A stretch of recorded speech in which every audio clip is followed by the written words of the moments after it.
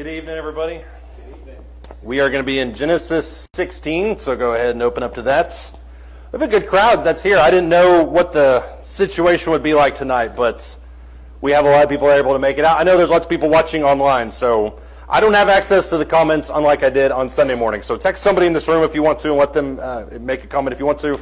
I am appreciative, though, to the deacons who cleaned off the parking lot. That parking lot looks great. And so I appreciate all of them for taking part in that. Before we get started, I'm going to ask Scott, if he doesn't mind, to lead us in a word of prayer. Let's pray. Dear Heavenly Father, God, thank you for this day, Lord, when you bless you and give us this, Father. Thank you for allowing us this time together here and together studying the portion of your word, Father. Help us all to be attentive and help ready, have a ready recollection of the things that you prepared for us to study tonight, God. Thank you for sending your Son, Jesus, down on the cross for our sins and for forgiveness for our sins. In Jesus' name we pray. Amen. Thank you. Genesis 16, we're kind of creeping through. Last 2 weeks, I think we spent in Genesis 22, so this is going to be in Genesis 16. This is a section, this is a story that I really love a lot. Genesis 22 I love kind of for its own reasons. Genesis 16 I love it also for its own reasons. I think both those stories are very powerful. That's probably the last time I'm going to say that, because the other stories they're not generic, because you would never say that about any section of Scripture, but these ones, in my opinion, are very much tied to a personal story. And so Genesis 16, very personal, very emotional in that way. We're going to go ahead and start in verse 1. It says, Now Sarai, Abram's wife, bore him no children, and she had an Egyptian maid whose name was Hagar. So Sarah said to Abram, Now behold, the Lord has prevented me from bearing children. Please go into my maid. Perhaps I will obtain children through her. And Abram listened to the voice of Sarah. And after Abram had lived 10 years in the land of Canaan, Abram's wife Sarah took Hagar the Egyptian, her maid, gave her to her husband Abram as his wife. He went into Hagar, she conceived, and when she saw that she had conceived, her mistress was despised in her sight. And Sarah said to Abram, May the wrong done me be upon you. I gave my maid into your arms, but when she saw that she had conceived, I was despised in her sight. May the Lord judge between you and me. Abram said to Sarah, Behold, your maid is in your power.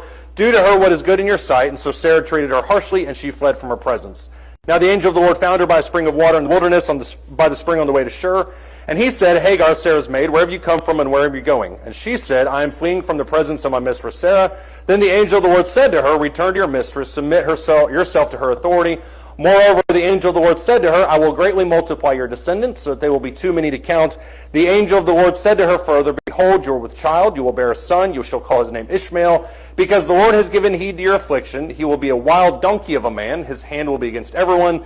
Everyone's hand will be against him, and he will live to the east of all of his brothers. And then she called the name of the Lord who spoke to her, El-Roi, which is, You are a God who sees. For she said, Have I even remained alive here after seeing him?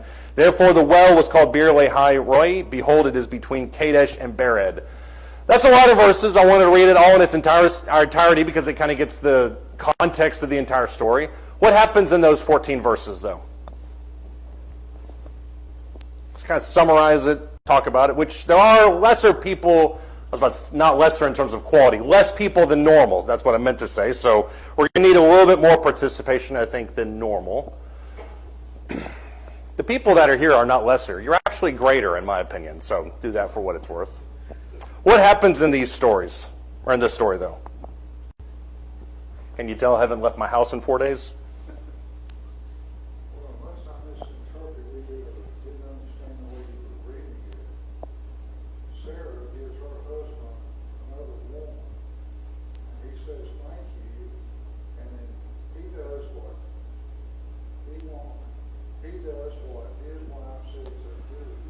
Mm-hmm. And she got mad. Mm-hmm. And just typical. Anybody else have any comments about that? You could not have enunciated that any harder than you did. I mean, for those who are watching online, I'm not going to repeat that. But you're right. I mean, I think Sarah's an enigma in this whole story. She's rough to deal with in this chapter. When you get to Genesis 21, which is kind of a sequel to this whole story, she comes off a little bit differently. I think that there's probably things that are there that we're not privy to, but you're right. It does seem to be like Sarah's unreasonable through these 14 verses. And I'm not just going to disagree with the general premise of what you said, but everybody else, for more comments on that, feel free to see Joe after the class. Go ahead, Sharon.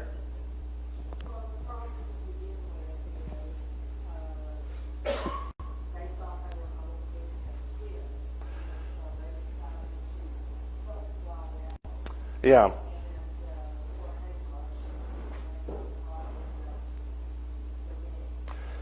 Yeah, she kind of got caught in the shuffle here, and she appears in this narrative basically out of nowhere, so nobody knows really where she came from. She does appear a couple more times throughout this story. You can see it in the next 5 or 6 chapters, but you're right. She just kind of pops in. I think caught in the middle is probably a good way to put that. She kind of at the whims of what Sarah and Abram both agree to. Sarah probably more so than Abram, obviously for those reasons. But I think what you mentioned at the beginning too is right. Both of them feel like they need to help God along, and so that's why Hagar even enters the story to begin with. That creates kind of this downward spiral. I think the timeline that we're looking here, roughly 10 years after the promise in Genesis 12. So it's not like it's the day after. I mean, there's a substantial amount of time to doubt, but that's essentially where they're at. What else happens in this story that jumps out at you?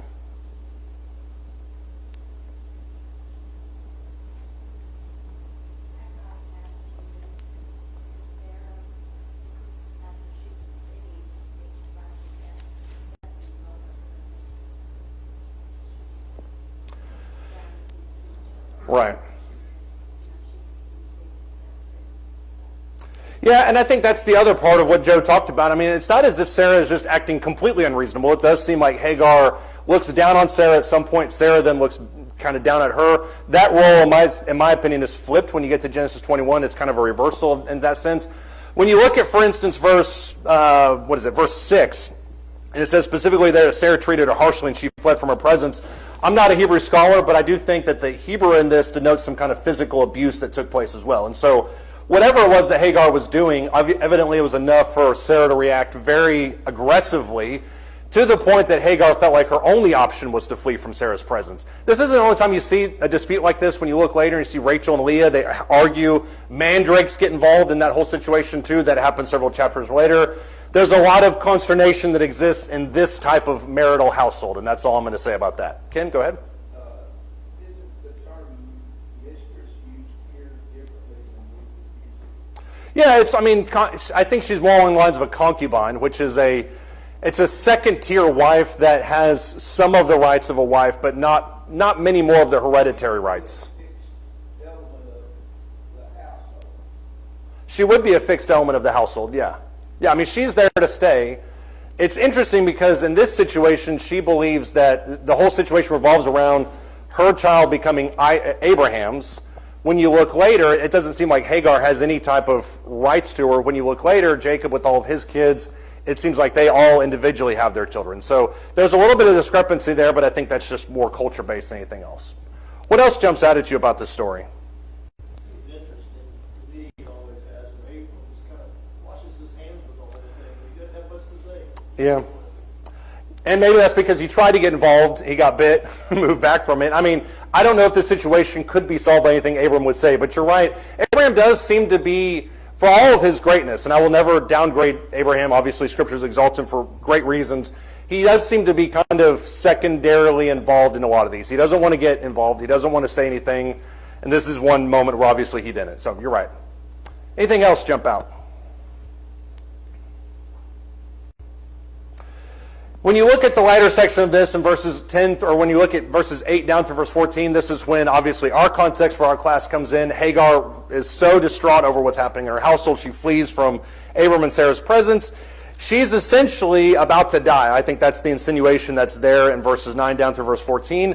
God intervenes. This is one of those situations where an angel directly appears to somebody, and the key part of this is that she's not an Israelite, so she's not a part of this family technically from a lineage standpoint, but obviously God sees fit to intervene. He talks to her in verses 11 and 12, and then verse 13, she called the name of the Lord who spoke to her, "You are a God who sees," for she said, "Have I even remained alive here after seeing him?" This name El-Roi has kind of a double connotation. Obviously, El-Roi means the God who sees.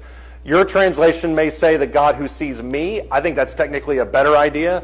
The dual connotation comes from not only she saying that God sees her, but that she sees God as well. Obviously just sees the angel. Why is that significant?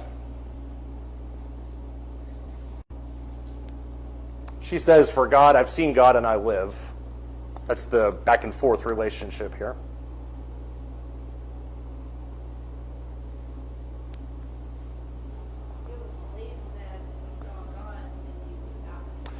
It was believed that if you saw God that you died, and not to kick back on that at all, but that is something that Moses kind of brought to the forefront. So I don't know if Hagar at this point in her life is seeing in that kind of idea. But you're right. I mean, whether you look at it biblically, whether you look at it culturally, the idea that you could see a God or see the divine and still be alive after that, I think, is shocking. So you're right. I do think that's a part of this. James, go ahead. Mm-hmm. Right. So for her to acknowledge Jehovah God is a big deal. And for her to, in any way, put herself under his control Right. is a big thing for her to do. That's true, but keep in mind, unless I'm misremembering it, I don't think she reaches out to God first. I think God in verse 7 and 8 is the one who reaches out to her, which I think prompts this feeling of what is, if you look in Psalms, what is man that you're mindful of him? Why are you looking at me? It's this feeling of insignificance. And I do think you're right. If she is an Egyptian, then the religious background of that is there's all sorts of gods that are super powerful. The idea that they would even be generous towards me is outside of my culture. So I do think the Egyptian background may play into account here. Why else is it significant?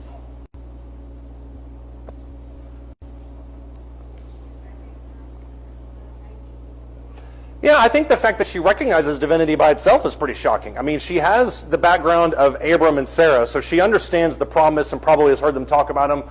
The idea that he or that God would talk to her, who is not an Egyptian, who's not an Israelite, is not of that family, I think that's probably the most alarming aspect of her.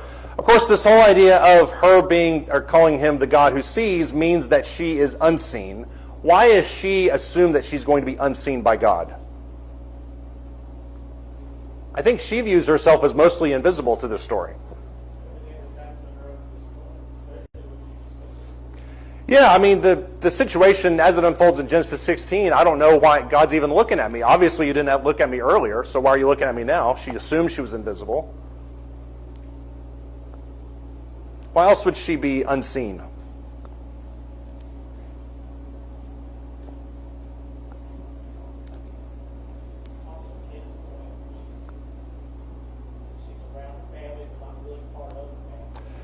Yeah, I think that's probably one of the bigger ones. I put this is just my order. I'm sure we'll come up with different ones. But the fact that she's a maidservant means that she's around the families you mentioned, but she's not even in the middle of all the families. She's Sarah's maidservant, which means she tends strictly to her needs.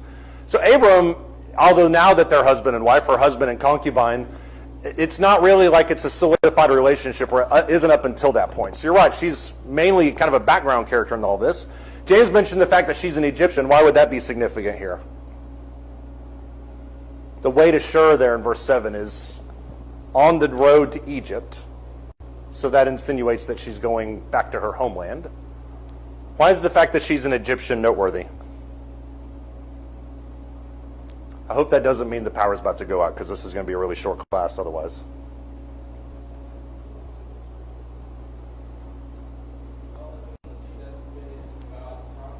Right. Right. Right.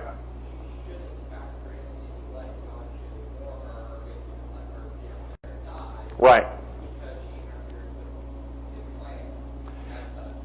Yeah, and I think this isn't just applying to this section, but I think there's something that applies to kind of religion in general, especially in those time periods, is they viewed gods as being very territorial. So, I mean, when you fast forward to Naaman and Elisha, Naaman begs or asks for a little bit of dirt that he can take. That way they can take it back to his homeland. He can worship Jehovah there.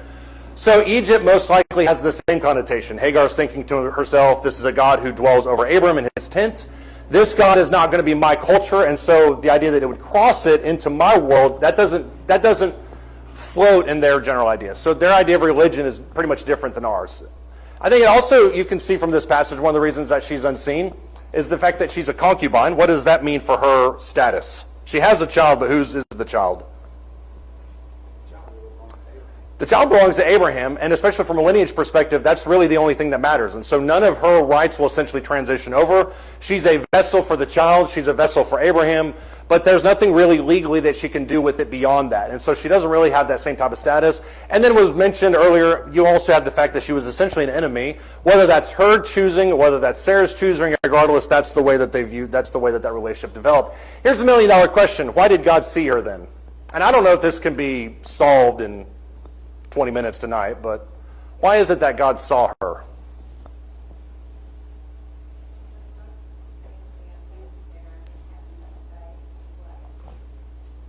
That's true. They had quite a bit of faith, but not that much faith, yeah.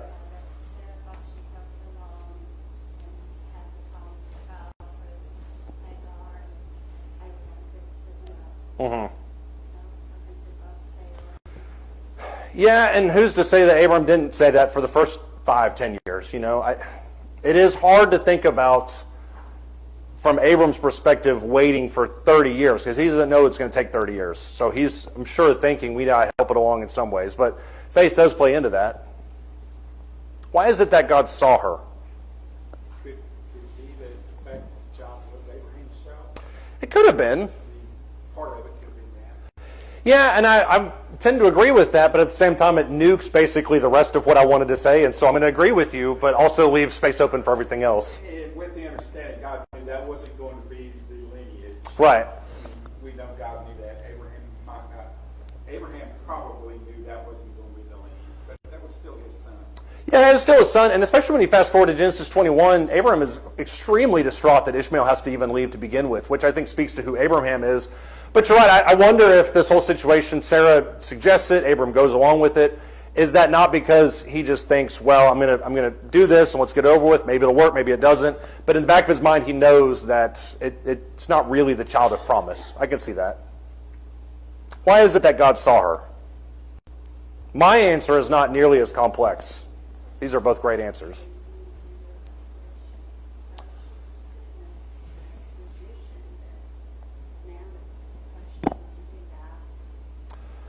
Which lots of people have done, and that's, I think, that's the difficulty, is why is it that God saw her when he didn't see anybody else that's in an affliction? And I don't know if that answer is answerable in our time here tonight, because obviously there's parts of the story that we don't know. The easiest answer that I can come up with, at least in my own brain, is because he sees everything. I mean, the answer for why he saw her is because he saw everything. Now, just because he doesn't act in every other situation doesn't mean he doesn't see those types of things. That's what Matthew chapter 6 talks about. Not a sparrow falls to the ground apart from God's knowledge. So there's this kind of understanding throughout Scripture that God sees everything. He acts in certain ways. He does certain things, but nothing happens apart from his knowledge. That being said, what is it that God specifically sees? What does God see? And you can't say everything because I already used that. What does El-Roi see? Think about specifically as it applies to Hagar. Yeah, he saw the way that she was being treated and lends itself to the idea that maybe it was unjust, so he sides more or less with her. Yeah? Yeah, that's true. Kind of along those lines, my first thing that I would say is that he sees the vulnerable. Look in Deuteronomy chapter 10. This idea will pop up a lot in the prophets. Ezekiel, Isaiah talk a lot about this idea of God watching out for the fatherless and the widows and the orphans. Deuteronomy chapter 10, starting verse 14. He says, "Behold, to the Lord your God belong heaven and the highest heavens, the earth and all that is in it." That would be a statement by itself to talk about how great God's knowledge is. "Yet on your fathers," verse 15, "did the Lord set his affection to love them, and he chose their descendants after them, even you above all peoples as it is this day. So circumcise your heart, stiffen your neck no longer. For the Lord your God is the God of gods, the Lord of lords, the great, the mighty, the awesome God, who does not show partiality nor take a bribe. He executes justice for the orphan and for the widow. He shows his love for the alien by giving him food and clothing. So show your love for the alien, for you are aliens in the land of Egypt." What does it say about God in those verses?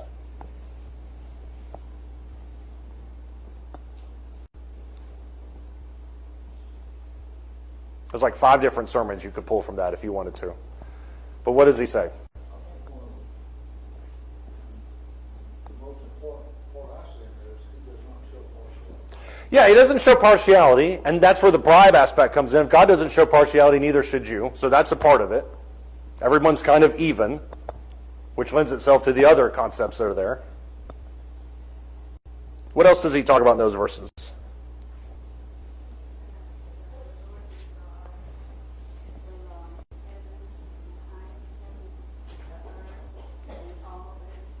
Right. Right. So there's 2 stages to this, and that's why I'm glad you brought that out, because there's 2 stages to this. If God sees everything, and he knows everything, he has dominion over the air and the sea and the earth and everything that's inside of it, and then he executes justice inside of that, and he doesn't pervert justice, what does that say about his actions? That in every category, what he does is what? It's just. Everything is perfect. Everything is according to the way it should be because he sees everything, he knows everything, he can act in any way that he wants to. When you look at what he mentions, especially there in verse 18, he talks about it from a personal perspective. He says he executes justice for the orphan and the widow. That's what he does, shows his love for the alien by giving him food and clothing. Verse 19, you do the exact same thing. You show love for the alien, for you are aliens in the land of Egypt. What does God do that we should also do? What type of characteristics should we imitate? What's that? Show love to especially who? Those are less fortunate. And when you look at it from an Israelite perspective, the hangers-on in Deuteronomy that are entering Canaan with you, these people that have attached themselves to the great multitude as they travel through the wilderness, these are people that are 100% dependent on you. They've hitched their wagon to God. And so you show them kindness because you know what it was like to be in that situation back in Egypt. So that's essentially what he talks about in this. You can extrapolate that to other ideas there in the Old Testament as well. We talked about this, I think, last week. The other thing that he sees is the end from the start. What does he mean when he says the end from the start? If I ever have a band, that's going to be my name, the end from the start. What does that mean, though? Right. Before time began, he could see the ending, and we talked about this last week. He doesn't see time in the same way that we do. So he can see the end from the start. He knows exactly what happens if he intervenes in certain areas. That's all testifies to the omniscience of God. And then also the minute details of my life. Look in Psalm 139.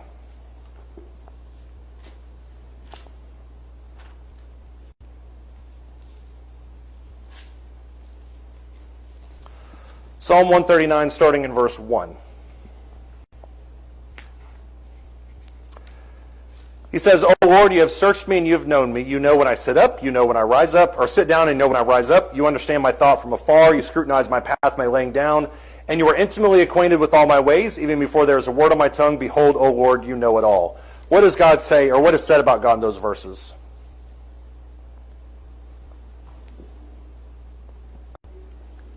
What's that?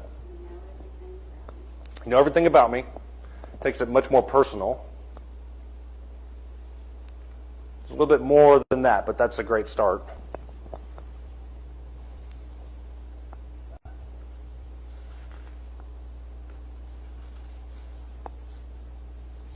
This is where this concept gets really personal.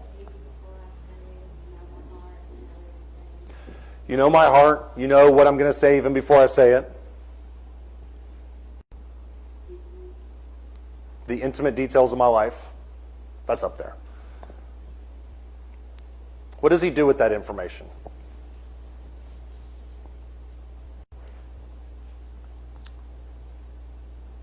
Your translation may not say it, but in verse 3 he says, you scrutinize my path and my lying down. What does it mean when he says he scrutinizes it?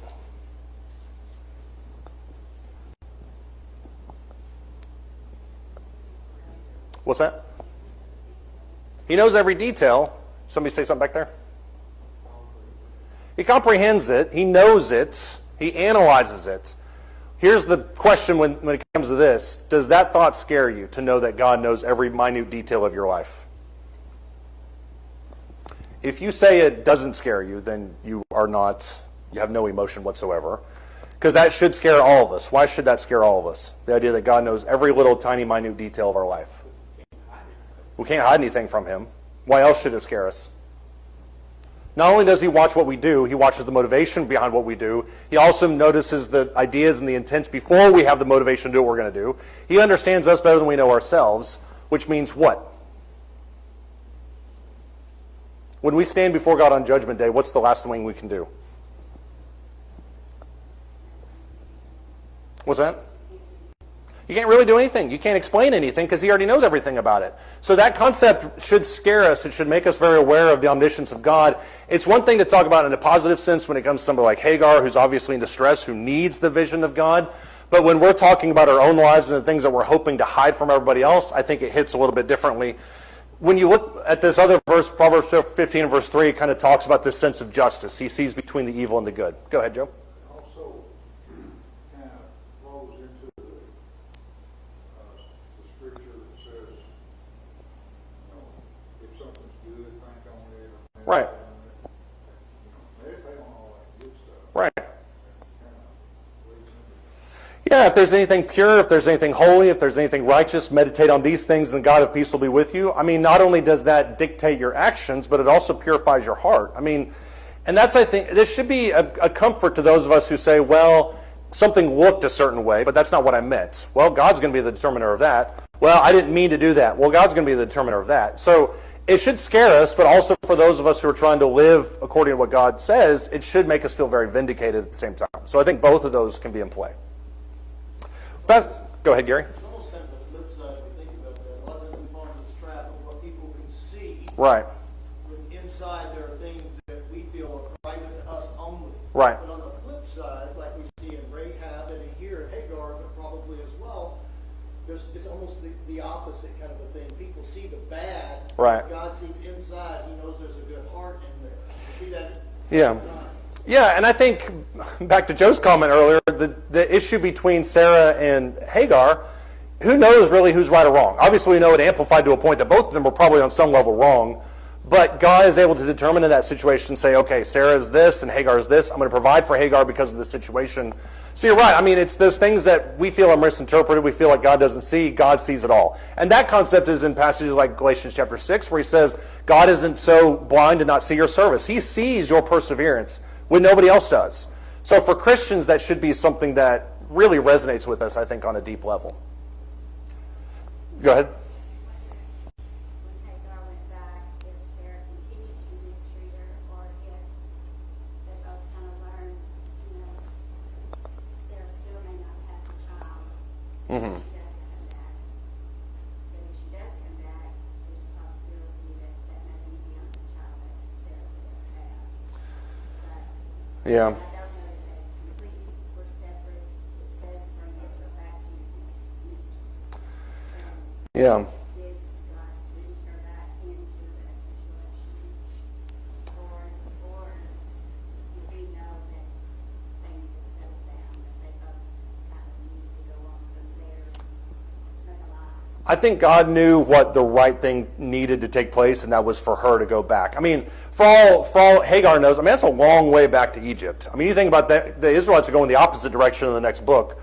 So the idea that she could make that trip by herself is pretty slim. So I think God, if nothing else, is looking at the situation saying, look, you need to go back. That being said, if you flip over to Genesis chapter 21, this whole kind of situation repeats itself, and I think in a slightly different manner, but there's lots of similarities between these two stories. In Genesis 21, starting in verse 8, this is when Isaac is born. That happens in the early part of this chapter. It says in verse 8, the child grew and was weaned. This is talking about Isaac. Abraham made a great feast on the day that Isaac was weaned. Sarah saw the son of Hagar the Egyptian, whom she had borne to Abraham, mocking. So obviously there's where the strife begins. Therefore she said to Abraham, drive out this maid and her son, for the son of this maid shall not be an heir with my son Isaac. The matter distressed Abraham greatly because of his son, but God said to Abraham, do not be distressed because of the lad and your maid. Whatever Sarah tells you, listen to her, for through Isaac your descendant shall be named.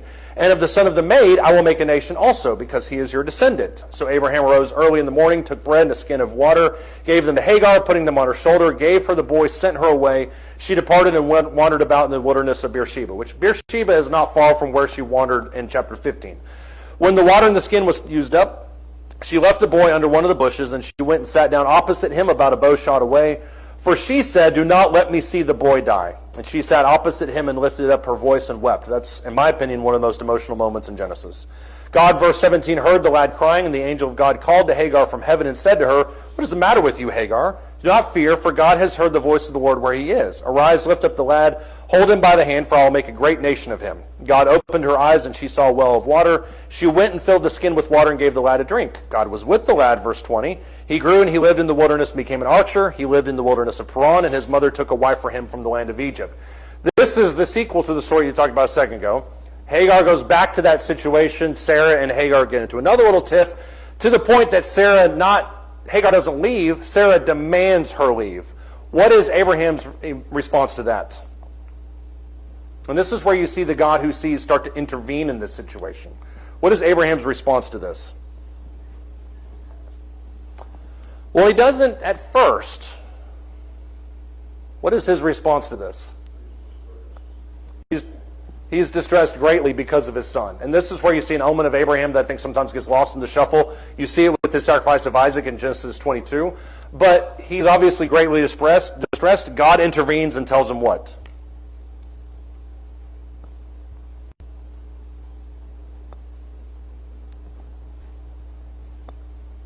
He tells him first Isaac's the heir, Right. but he also says that I'll make a great nation out of Ishmael.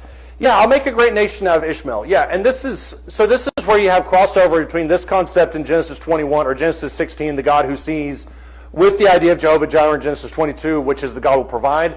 Because in a lot of ways, those two concepts are very similar. And I didn't bring this up last week because I didn't want to muddy the waters at all. But the idea of the Lord who sees also brings with it the idea of the Lord will provide. That's what you see the continuation of it in Genesis 21.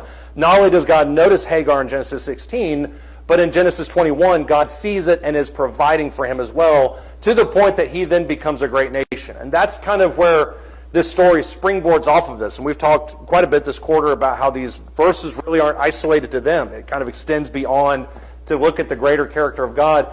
And you can kind of see this, I think, specifically in the place. If you go back to Genesis 16, which you don't have to, but there's a well, the well that she's positioned by when God visits her in Genesis chapter 16.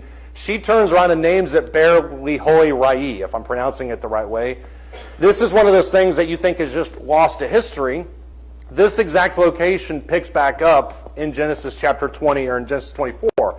Look in that chapter if you would. Genesis 24. This whole section, by the way, Genesis 24 is all about how God supernaturally provides a wife for Isaac. Not in the sense that she's poofed out of nowhere, but in the fact that Isaac's servant tries to kind of figure out and asks God for his help, and God helps him find the right woman for Isaac. In Genesis 24, starting in verse 62, Isaac is waiting for Rebekah to show up. He doesn't know what's going to happen. But Isaac had come from going to El-Roi, for he was living in the Negev. So he lives somewhere else. The Negev is in the Transjordan area just south of the Dead Sea. Isaac went out to meditate in the field towards evening, and he lifted up his eyes and looked, and behold, camels were coming. Rebekah lifted up her eyes, and when she saw Isaac, she dismounted from the camel. Isaac sees this location, which, by the way, that's where Hagar had went to in Genesis 16. In verse 63, he leaves his homeland to come here to do what? What does it say that he's doing there? What's that? Well, he's not finding a wife. His servant is. It says he came there in verse 63 to do what? To meditate. Why is he coming here to meditate? Why is he coming to El-Roi? No matter how many times I practice, I can't get it. Why is he coming here? To the place where God saw Hagar.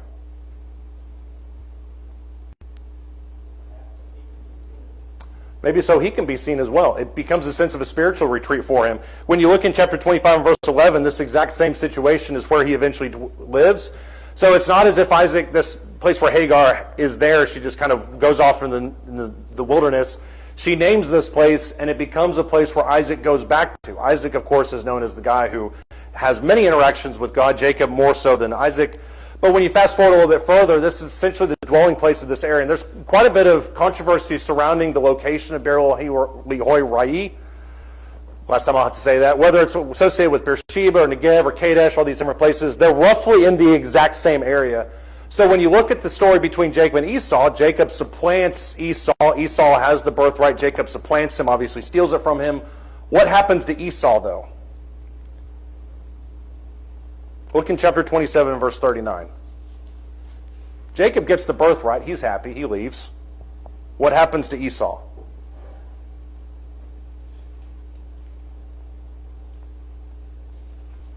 This is why the location is so important.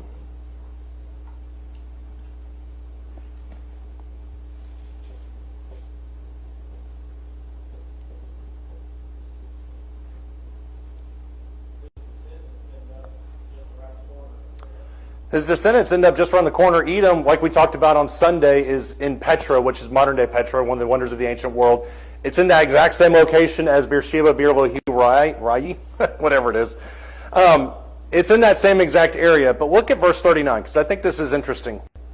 Isaac, his father, answered and said to him, talking to Esau, "Behold, away from the fertility of the earth shall be your dwelling, and away from the dew of heaven from above." Does anybody have the King James or New King James version?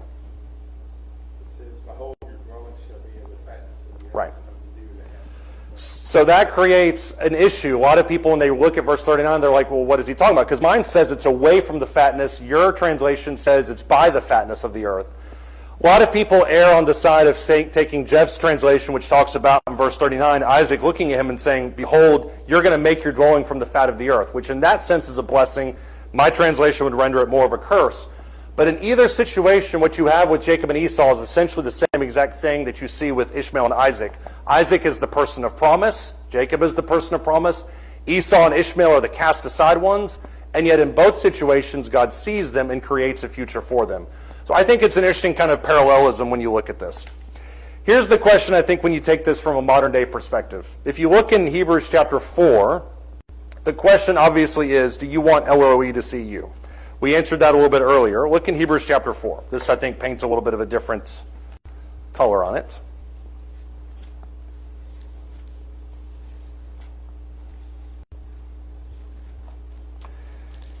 Hebrews chapter 4, starting in verse 1.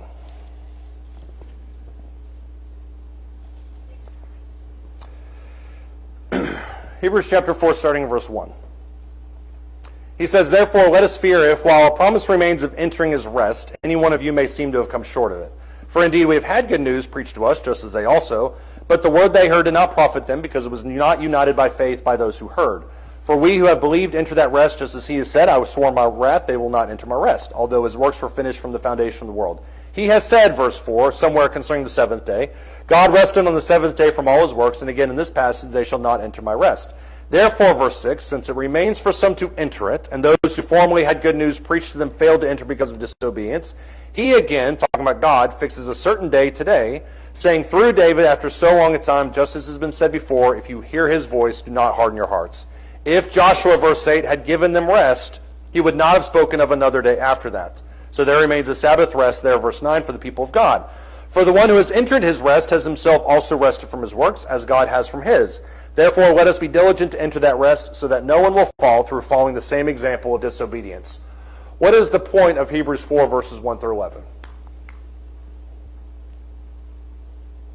Apparently was a big fan of long sections tonight, so I'm going to read Psalm 119 next, so just go ahead and buckle up. What is the point of Hebrews 4, 1 through 11?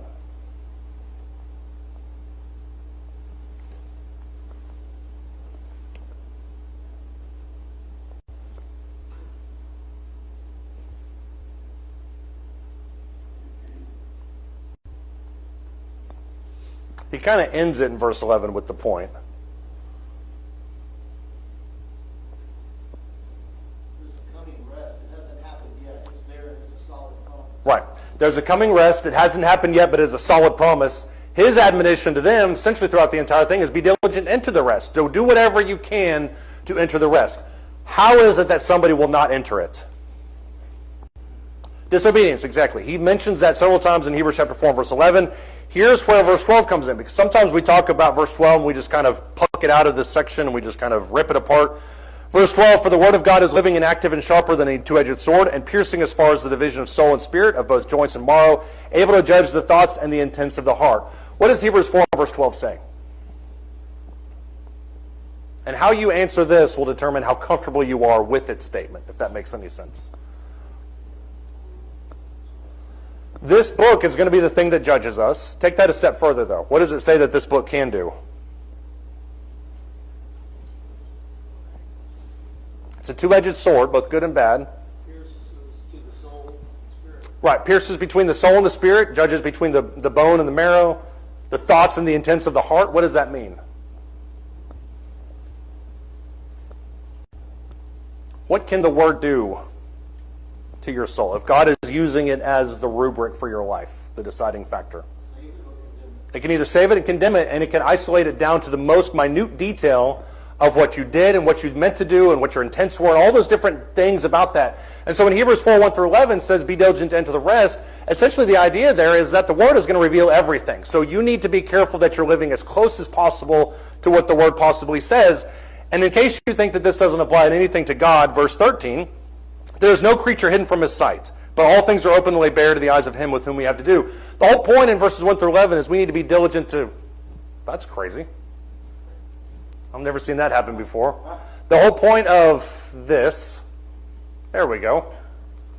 You're not clicking that, are you? No. Okay. I wasn't clicking it either. The whole point of Hebrews 4, 1 through 11 was be diligent to enter the rest. Now we think to ourselves, well, I just need to make sure my actions and what I do is right. There's nothing wrong with that.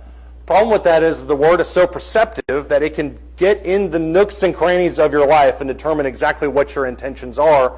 That's the tool, verse 13, that God is using to judge us. And so the question is, do you want El-Roi to see you? Yes, because of the vindication, the things that we talked about earlier.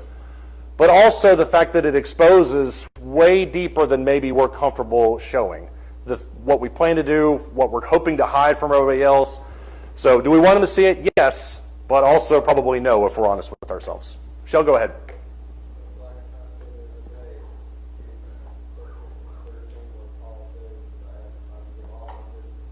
Right. Yeah. Yeah, and it sees the motive behind what we do, and it also forces us to constantly be re-examining our motives, because we may do certain things out of autopilot just because we've always done them, but at a certain point that can become almost meaningless to us if we're not constantly re-examining why we do what we do. Sandra?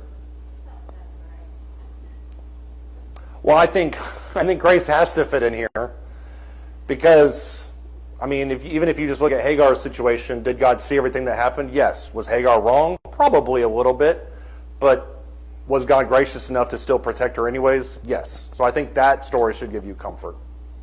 And that's as much as I can say about grace in that context. James, did you have anything? Okay.